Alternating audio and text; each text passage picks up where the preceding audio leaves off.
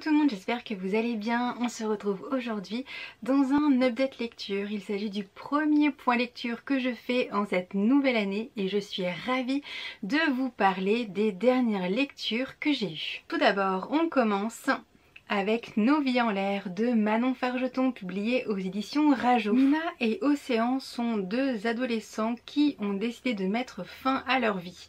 Ils se retrouvent le même soir sur le toit d'un immeuble parisien. Et quitte à ce que cette nuit soit la dernière, ils décident finalement de la passer ensemble. On est dans un young adulte qui met en scène deux personnages, deux ados qui ont finalement une histoire très, voire trop commune. Ce livre aborde le suicide, le deuil, le harcèlement scolaire, le cyberharcèlement à un âge où les adolescents changent énormément, où forcément ils ont du mal à s'accepter et où le regard d'autrui compte plus que tout. Mais l'adolescence, c'est également l'âge de l'insouciance et Mina et Océan, quitte à passer une dernière nuit avant de mourir, décident de se lancer des défis. Chacun son tour, ils vont s'imposer des choses à faire et les choses vont aller crescendo tout au long de la nuit. Ils vont se mettre dans des situations absolument incroyables, mais pas tant que ça parce que j'ai trouvé que quand même ça collait à une certaine réalité. Les deux adolescents ignorent les conséquences de leurs actes, mais bon, après tout, c'est également lié à l'âge, donc je n'ai pas du tout été surprise par tous les défis qu'ils se lançaient et pour moi il fallait qu'ils touchent le fond pour pouvoir mieux rebondir après, car Mina et Océan manquent cruellement d'amour propre et ils ont besoin de réapprendre à s'aimer. J'ai apprécié l'alternance des points de vue entre Mina et Océan, car comme ça on avait plus facilement accès à leurs sentiments, ça n'est pas toujours évident. Et le livre est tellement court que l'histoire doit se mettre très vite en place. En même temps c'est normal, on passe juste une nuit avec eux. Après ça reste du young adulte, donc si vous connaissez ce genre, vous savez que la fin ne peut pas être tragique.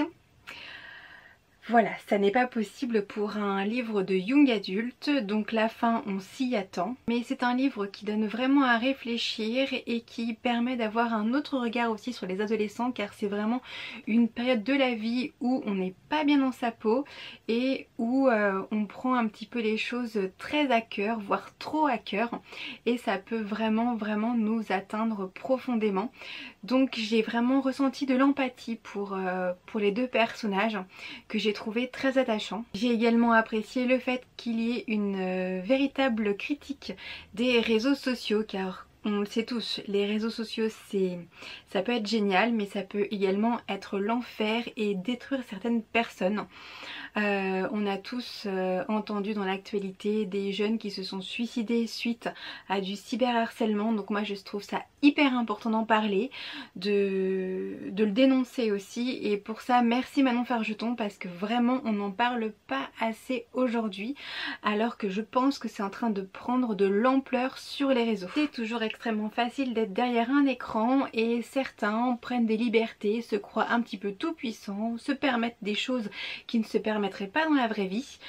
Bref, en effet internet ça a des bons mais aussi des moins bons côtés. J'ai donc passé un bon moment de lecture et j'ai donné à ce livre la note de 3,5 sur 5. On change de registre et j'ai envie de vous parler de Fandom de Anna Day, publié aux éditions Pocket Jeunesse. Violette est une fan inconditionnelle du roman de Sally King, La danse des pendus, qui vient d'être adapté au cinéma.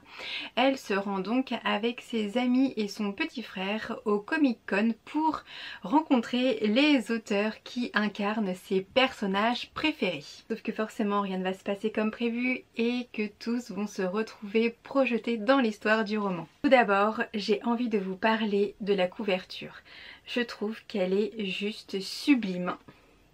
Je vous la remontre encore pour les yeux parce qu'elle est tellement belle. Alors moi personnellement elle m'a fait tout de suite penser aux ronces de La Belle au bois dormant. J'avoue que j'ai mis du temps à filmer cette chronique car c'est très compliqué de parler de ce livre. Alors déjà pour commencer, n'allez pas chercher La danse des pendus car ça n'existe pas. Je suis allée le chercher et non, on ne le trouve pas. L'autrice a réalisé la prouesse, et je parle vraiment d'une prouesse, car en même temps elle a imaginé une histoire, donc un livre, et une fanfiction.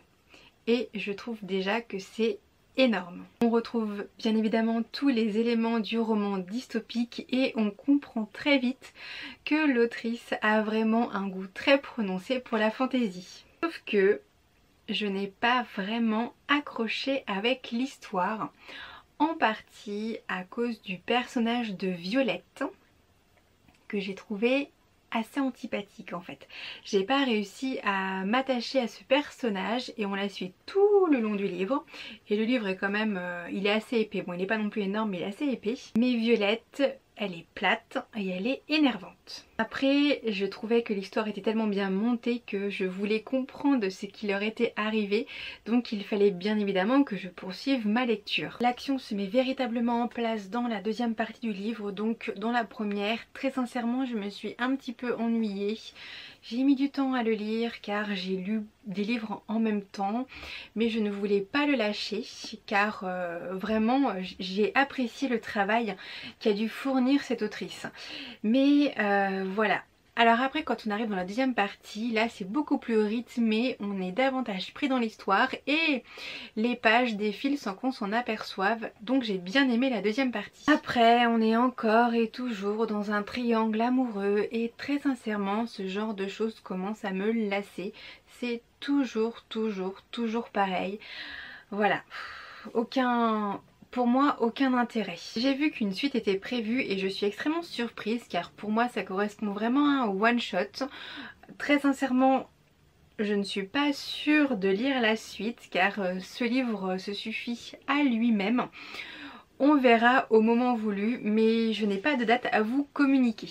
Malgré un personnage principal qui peut être horripilant à certains moments et une histoire qui met vraiment du temps à se mettre en place, j'ai attribué la note de 3 sur 5 à ce livre. On continue avec une lecture numérique. Il s'agit de My Hipster Christmas de Mag Mori, publié aux éditions Addictive, collection Luve. Il s'agit ici d'une de mes dernières lectures de Noël, donc forcément la thématique de Noël revient un petit peu. Jordan est un beau barbu tatoué qui travaille avec deux de ses amis au barbershop hipster maniaque à Liverpool et bien évidemment Jordan déteste Noël. Quand Lynn arrive dans le quartier pour reprendre le magasin d'antiquités de son grand-père qui vient tout juste de décéder et également son logement, elle emboutit malencontreusement la voiture de Jordan. Elle découvre alors que Jordan et elle sont voisins de palier et au contraire de Jordan, elle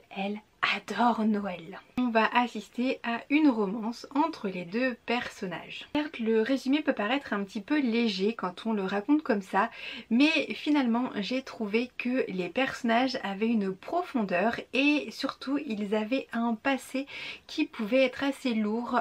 Jordan est quelqu'un d'extrêmement mystérieux. On ne comprend pas tout au début, voilà, tout son passé, pourquoi il est comme ça. Il y a vraiment un mystère qui plane, mais je me suis beaucoup attachée à Jordan et à Lynn. Les personnages secondaires jouent également un rôle important, ils sont toujours là pour leurs amis, donc l'amitié est également très fort dans ce livre et ça c'est vraiment quelque chose que j'apprécie énormément. Après, il m'a manqué de magie de Noël, encore une fois, c'est une romance qui se veut de Noël, mais moi je n'ai pas retrouvé la magie de Noël dans ce livre et j'ai trouvé ça bien dommage. Certes, il y a quelques petits éléments qui font penser, mais je sais pas, il me manque encore un petit quelque chose. Voilà, je trouve que c'est davantage une romance hivernale qu'une romance de Noël. Un autre point fort de la narration, c'est cette double voix permanente. En effet, on passe de Lynn à Jordan et ça rajoute un véritable plus, comme à chaque fois dans un livre où on a ce genre de choses. J'ai passé un agréable moment de lecture et pour tout vous avouer, ce qui m'a attirée en priorité, c'est quand même la couverture parce que je trouve qu'il est tellement beau sur la couverture. Alors si Jordan est comme ça, c'est devenu mon nouveau book boyfriend. Voilà, mais ça faut pas le dire. En tout cas, j'ai attribué la note de 3,5 sur 5 à ce livre. On change totalement de registre pour vous parler d'un coup de cœur. Il s'agit de Comme toi de Lisa Jewell, publié aux éditions Milady, collection Suspense. Ellie disparaît à l'âge de 15 ans sans laisser de traces. Est-ce une fugue, un enlèvement, un meurtre? Bref, on ne sait pas du tout. La mère, Laurel, ne va jamais s'en remettre. La vie familiale est alors brisée. Laurel divorce d'avec son mari et s'éloigne peu à peu de ses 2 autres enfants. 10 ans plus tard, Laurel décide néanmoins d'avancer et tombe sous le charme de Floyd, un séduisant père célibataire. Mais lorsque Laurel fait la connaissance de Poppy, la fille de Floyd, elle est totalement déstabilisée car Laurel trouve que Poppy ressemble énormément à Ellie, sa fille disparue. Encore une fois, j'ai été particulièrement séduite par la couverture et je dois dire que c'est extrêmement rare pour un thriller car d'habitude c'est des couvertures qui sont noires, glauques, c'est pas terrible, mais là je la trouve magnifique, vraiment. Trop belle. Alors clairement c'est une histoire extrêmement addictive puisque je l'ai lue en une après-midi. Donc si vous la commencez, surtout prévoyez-vous quelques petites heures devant vous car vous ne pourrez plus lâcher le livre. Si vous êtes fan inconditionnel de thriller, vous pourriez néanmoins être déçu car en effet c'est la thématique déjà abordée d'une ado qui disparaît. Surtout qu'on a de gros doutes et la grosse révélation se fait au milieu du livre.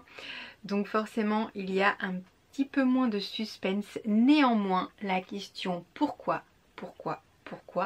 m'a tenue en haleine. Et c'est pour ça que j'ai trouvé ce livre tellement addictif et j'ai eu envie de comprendre pourquoi, qu'est-ce qui s'était passé. Et à partir de cette question, on plonge littéralement dans l'horreur. J'ai été très touchée par cette maman qui a perdu sa fille, qui est totalement meurtrie, qui n'arrive absolument pas à s'en remettre, mais en même temps qui pourrait se remettre de la perte d'un enfant?